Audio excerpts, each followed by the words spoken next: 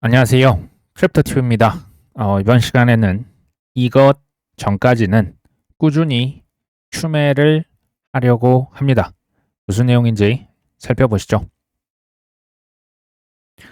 컨센시스 관련 지갑 주소에서 이제 갤럭시 디지털 OTC 이제 장외 거래를 통해서 이더리움을 3,700개를 샀다. 이 주소는 지난 3주 동안 4억 2천만 달러, 뭐 5천억, 6천억 가까운 이더리움을 매수를 한 거죠. 생각해보니까 이또속 분위기를 만들어 놓고 지금 여기서 보여드린 컨센시스, 또 샤플링크, 심지어 블랙록까지도 지금 수천억에서 블랙록은 지금 조 이상의 이더리움 ETF를 들고 있습니다. 뭐 물론 고객들이 산 거지만 런던의 상장 기업 뭐 비난즈 뭐 이런 곳 또 이제 영국의 웹 개발사 스마트 웹 컴퍼니 사실 들어보지도 못한 기업들이 뭐 38개 또 이번에는 뭐 197개의 비트코인을 추가로 샀다. 이게요 보여지는 그 소위 말한 트렌드 이제 프레임 내러티브가 뭐냐면 지금부터 비트코인과 이더리움 이제 여기 이제 좀 더 추가를 하자면 XRP 혹은 솔라나를 안 사면 벼락거지로 만들 것 같습니다. 2021년도 기억나십니까? 뭐 그때 뭐 빚으로 이제 아파트 안 사고 뭐 주식 안 사고 코인 안 사면 벼락거지였죠. 그곳을 지금 사실은 지금 빌드업을 계속 쌓아가고 있는데 뭐 일반 투자자들 같은 경우는 좀 불신의 단계에 있는 것 같아요. 제가 볼 때 기관들이나 억만장자나 좀 뭐 헤지 펀드들은 지금 예전이랑은 전혀 분위기가 다릅니다. 지나고 나면 비트코인, 이더리움 가격 많이 오르겠죠. 하지만 뭐 5년, 10년 장기로 묻어두는 게 사실 제일 좋습니다. 하지만 중간중간에 매우 위험한 타이밍이 올까요, 안 올까요? 매우 지금 중간중간 비트코인 추매죠. 추매가 전략이죠. 근데요, 나중 가면 순간순간 뭐가 온다? 투매가 전략일 수밖에 없는 투매는 그냥 패닉셀 하는 거죠. 그 순간이 올까요, 안 올까요? 저는 올 수 있다라고 당연히 생각을 합니다. 언제 어떻게 그런 일들이 벌어질 수가 있을까요? 뭐 알트코인 중에 셀레스티아라고 있어요. 뭐 나쁘게 보는 코인은 아닙니다. 제가 들고 있지는 않지만 여기에 지금 창업자가 팀이 6년 이상 운영을 지속할 수 있는 1억 달러 이상의 자금을 보유하고 있다. 한 1,300억, 400억 우리 돈 많이 지금 쌓아놓고 있어. 근데 지금 이 크립토 프로젝트의 창업자죠. 무스타파라는 친구가 장외 거래를 통해서 창업자가 코인을 2,500만 달러 이상을 판 겁니다. 코인 팔아서 지금 현금을 확보하고 이제 두바이 쪽에 좀 여러 가지 뭐 세금 혜택부터 좋은 게 많이 있거든요. 이쪽으로 아예 그냥 거처를 옮겼다. 뭐 셀레스티아보다 훨씬 더 큰 지금 일론 머스크의 테슬라조차도 우리가 기억을 하셔야 돼요.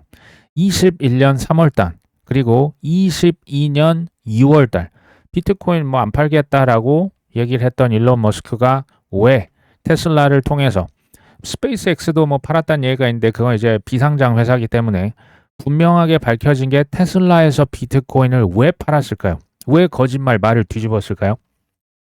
쉽게 말하면 현금을 확보하기 위해서요.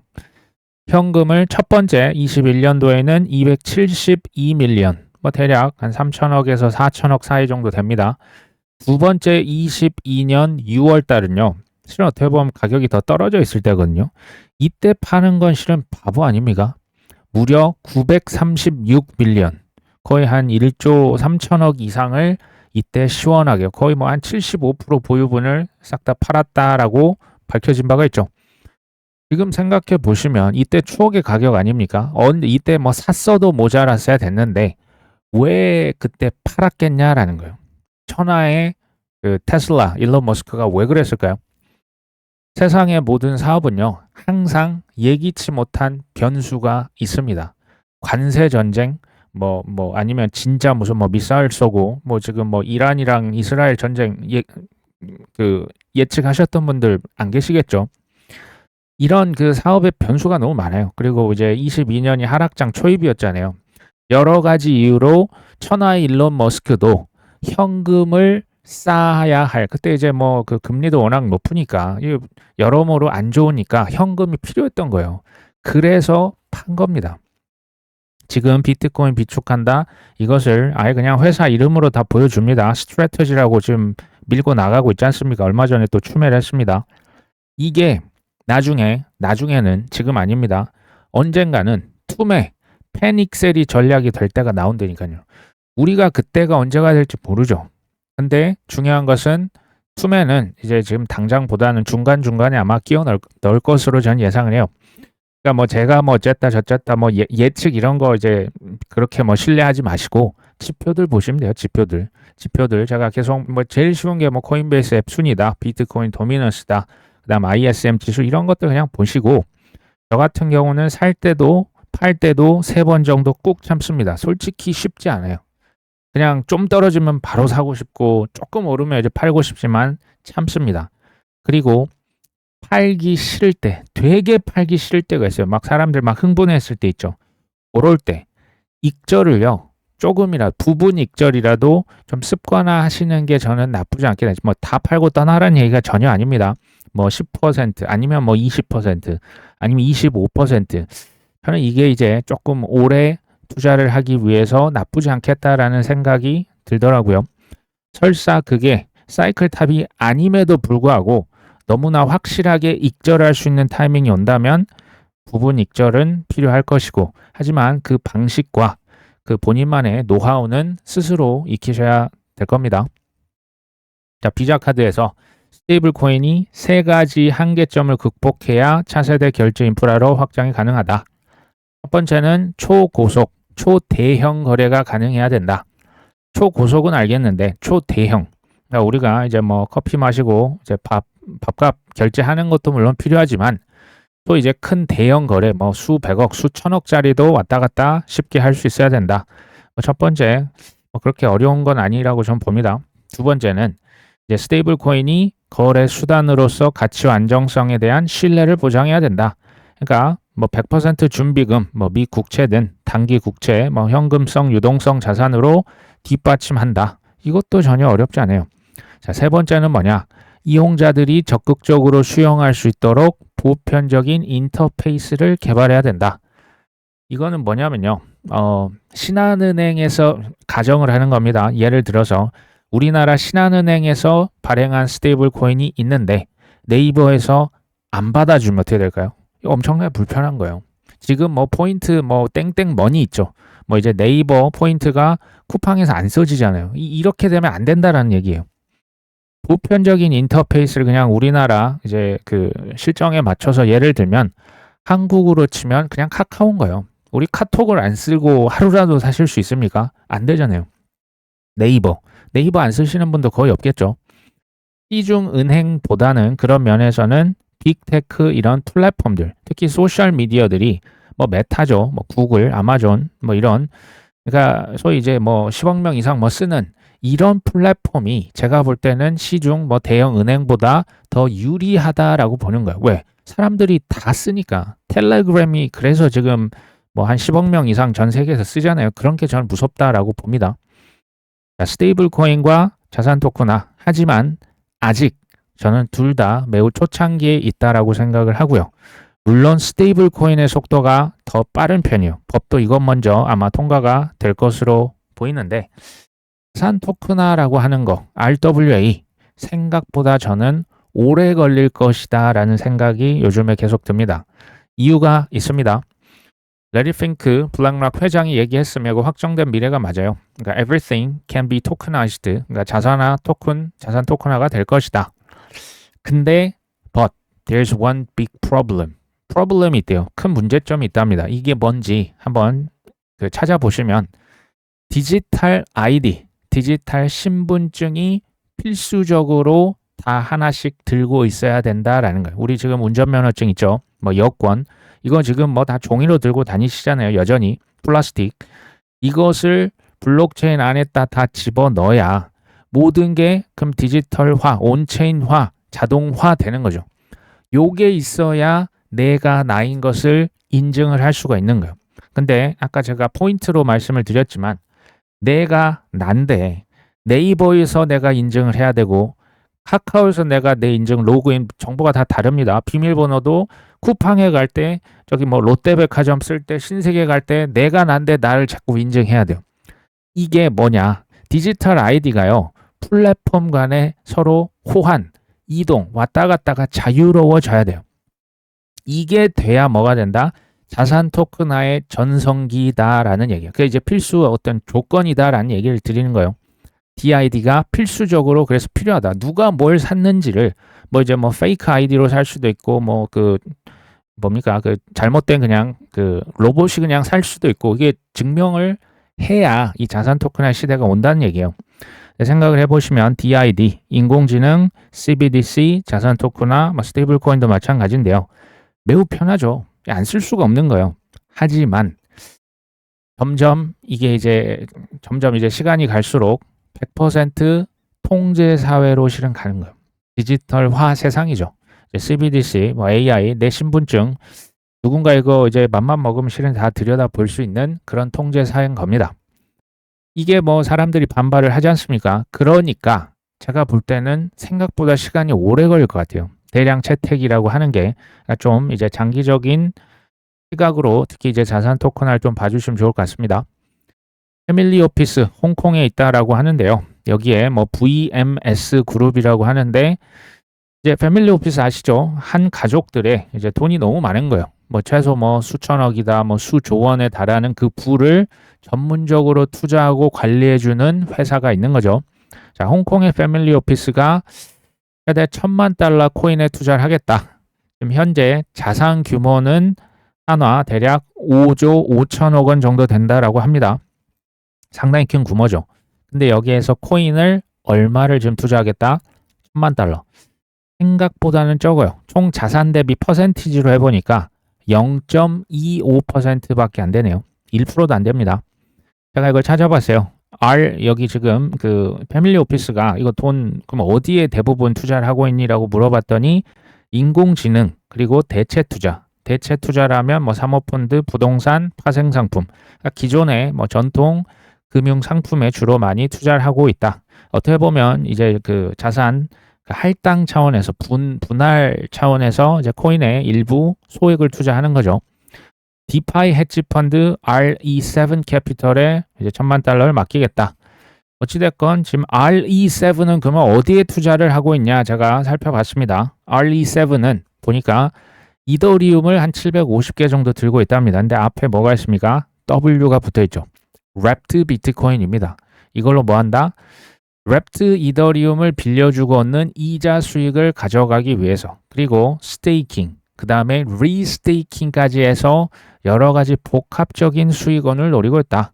그러니까 이더리움 시세 차익도 있겠지만 이것을 돈을 놀리면 뭐하냐. 이더리움 스테이킹해서 이자 받고 리스테이킹해서 또 대출해주고 또 이자 받고 이러고 있다라는 얘기예요.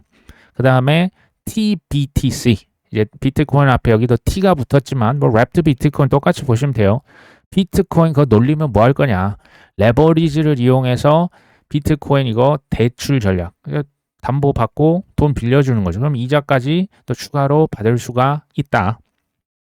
그 다음에 여기에서 뭐 여러 가지 지금 디파이 제가 볼 때는 조금 이제 뭐 시총이 굉장히 낮은 우리가 볼 때는 좀 작은 코인들에도 동시에 투자를 하고 있고요.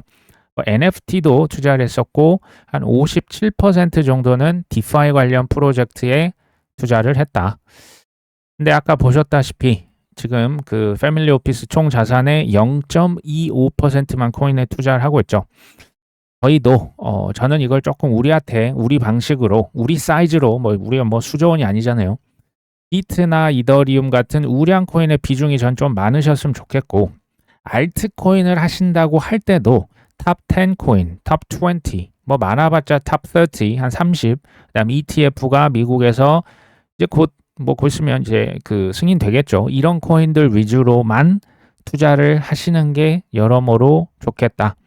그리고 최악을 항상 염두에 두셔야, 그러니까 소위 말해서 작은 코인에 금액이 많이 들어가면 최악이라고 하는 게 뭐 상패가 될 수도 있고 갑자기 뭐 사건 터지면 이제 시총 작은 건 그냥 날아가 버리지 않습니까?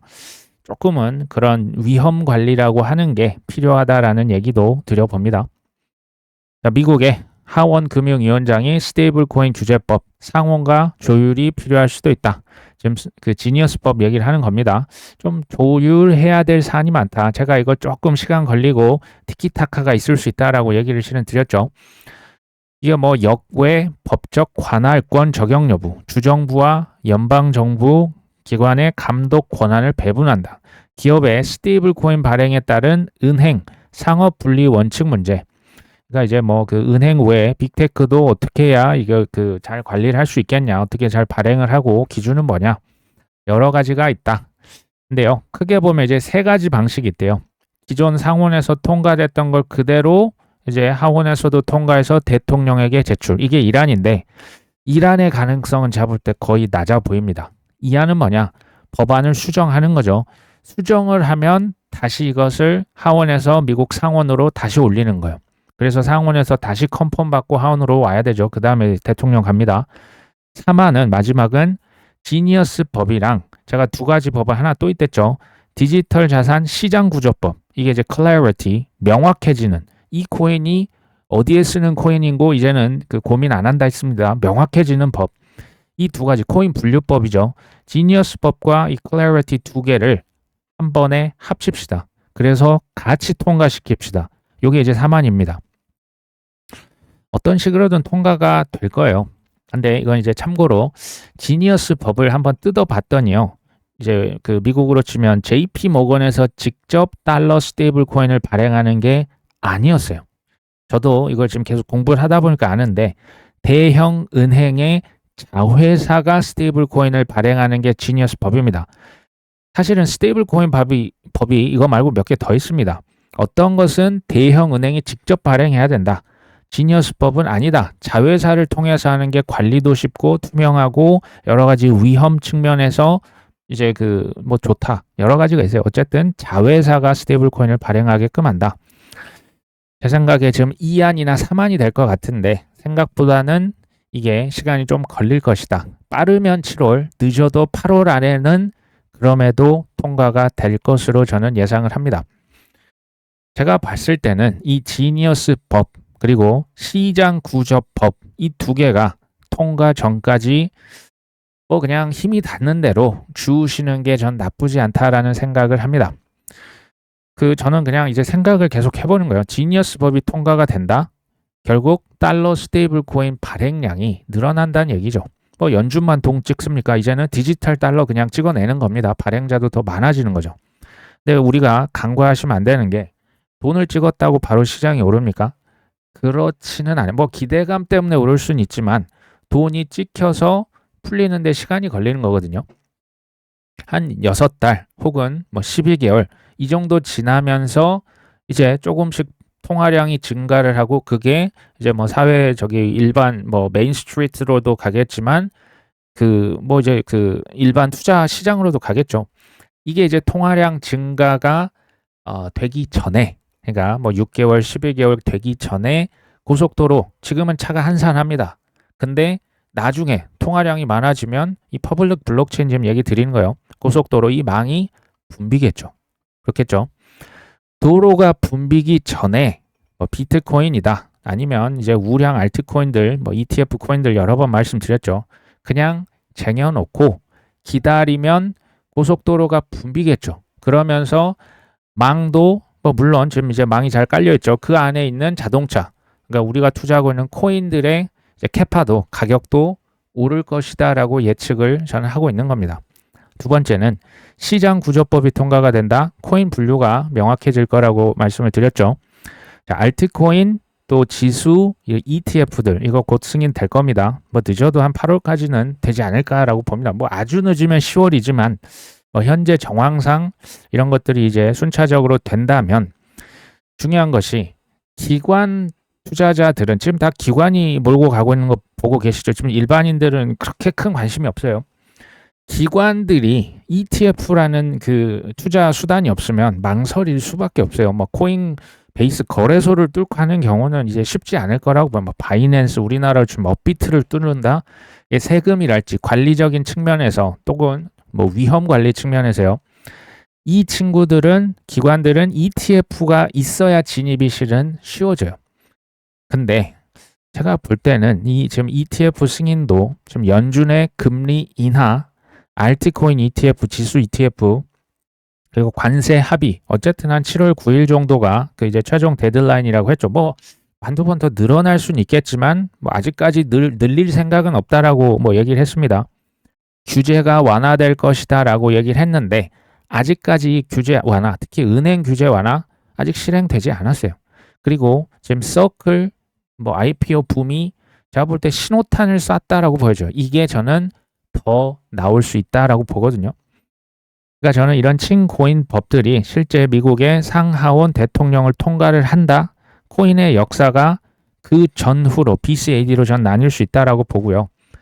이게 상승이 이제 하반기 뒤로 갈수록 전 나쁘지 않게 봐요. 물론 덜컹덜컹 할 겁니다. 하지만 내년까지도 오를 수 있는 것을 염두에 둬야 된다. 얘기를 드리는 거죠. 자, 서클 얘기가 나와서 장중에 코인베이스의 시가총액을 심지어 추월했다. 이게 31달러로 제가 공모가 기억나는데 한때 298달러 거의 한 뭐 10배 오른 거죠. 코인베이스의 시총을 추월해 버렸었다. 근데 사람들이 지금 열광하고 있지만 여기 지금 애널리스트 한 명은 서클이 코인베이스 시총을 넘어가는 것은 펀더멘털 관점에서 말이 안 된다. 왜냐하면 코인베이스 얘는 서클에서 나오는 수익의 절반을 가져가고 그 외 다양한 사업 부문이 있다. 그러니까 비정상적이고 가격 아마 좀 떨어지지 않겠냐 뭐 이렇게 보고 있는 거죠. 서클은 뭐 준비금 수익의 60% 이상을 파트너 코인베이스에게 지급을 했죠. 그래서 이제 뭐 USDC를 더 많이 찍어내거나 금리가 올라가면 코인베이스 수익 증가로 이루어질 것이다. 역사를 한번 살펴보는 게 좋거든요. 왜냐하면 그 비슷한 일들이 계속 벌어지니까. 주기적으로 21년 4월달 코인베이스가 나스닥에 상장이 된 다음에 뭐 그 암스트롱 그 대표를 비롯한 그 경영진들이 코인베이스 임원들이 돈방석에 수조 원에서 20조 원까지 순식간에 자산이 올랐습니다. 이걸 보고 침을 질질 흘렸던 사람들이 누구다? 서클, 리플, 크라켄 대표들. 근데 현재 가장 먼저 소원 성취한 사람 누굽니까? 제레미 엘레어, 서클 그 CEO입니다. 17년도는 개인들에 의한 주도했던 포모 그 랠리가 있었죠. 21년도는 개인도 있고 기관도 좀 있었어요. 그러니까 약간 하이브리드 반반이죠. 25년도, 26년도는 누가 봐도 기관들의 포모를 불러일으키고 심지어 이제 국가급도 올 겁니다. 이 기관들의 포모, 국가들의 포모는 보니까 차원 단위가 좀 다를 수가 있어요. 개인들이 돈 많아봤자 솔직히 뭐 기관이랑 상대가 안 되지 않습니까? 이게 큰 기회인 동시에 저는 주의할 필요도 있어요. 왜냐하면 하락 배팅도 동시에 지금 모든 그 옵션들 파생 상품이 선물 옵션 다 있잖아요. 그래서 너무 올랐다 싶으면 부분 익절의 필요성을 계속 얘기를 드려봅니다. 금리 인하 뭐 9월 17일에 하는 거 아니냐. 근데 연준의 그 부의장이 있어요. 미셸 보우먼이라고 하는 사람도 7월 달부터 금리 인하 가능성 있다. 그리고 연준의 그 이사 한 명 또 있죠. 크리스토퍼 월러. 이 사람 역시도 7월 달에 금리 인하 가능하다. 계속 7월 금리 인하설을 군부를 떼고 있어요. 마치 누구가 지금 생각나죠? 트럼프를 생각납니다. 미셸 보우먼 연준 부의장, 또 오른쪽에 있는 분은 크리스토퍼 월러. 크리스토퍼 월러는 연준의 2인자라고 지금 불리고 있습니다. 이 두 분의 공통점 뭔지 아십니까? 원래는 강경 매파예요. 그러니까 금리 인하 이런 거 싫어했던 분입니다. 근데 최근에 다 비둘기파로 돌아섰죠. 금리 인하 해야 된다. 그 공통점이 하나 또 있는데요. 둘 다 트럼프의 아주 최측근이에요. 트럼프의 아주 그 친 트럼프 인사들입니다. 지금 연준의 그 파월 의장이요. 내년 5월 달에 그 연준 의장으로서 임기가 완료가 되거든요. 차기 의장 탑 3를 지금 뽑으면요. 1위가 크리스토퍼 월러, 2위가 케빈 워시라고 있어요. 3위가 스콧 베센트인데 현실적인 확률은 크리스토퍼 월러가 지금 압도적으로 높습니다. 근데 웃긴 게 지금 제가 얘기 드릴 때 이 세 명 있죠. 이 세 명이 다 지금 다 친 트럼프예요. 다 트럼프의 인사들이에요. 이 사람들이 누가 내년에 차기 의장 그 이제 페드의 연준 의장이 돼도 제가 볼 때는 다 비둘기파입니다. 다 파티를 좋아하시는 분들이라 보시면 돼요. 아마도 이제 트럼프 임기 끝까지 저는 나쁘지 않을 거라고 봅니다. 그리고 내년 11월 달 중간 선거도 있죠. 트럼프 입맛에 맞는 연준 의장 한번 생각해 보시면 어떤 일이 벌어질지 저는 뭐 어쨌든 뭐 나쁘지 않겠다라는 생각도 듭니다.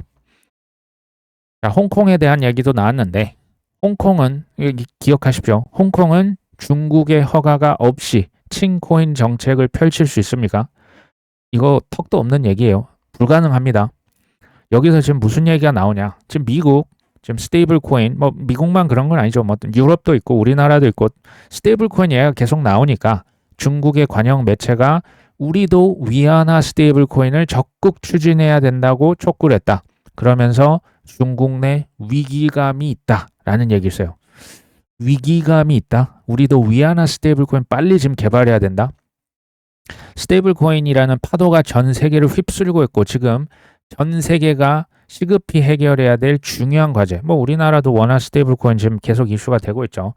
위안화의 국제적 위상을 강화를 하고 중국에는 스테이블 코인을 적극 관리하고 위안화 국제화를 가속화를 시키자.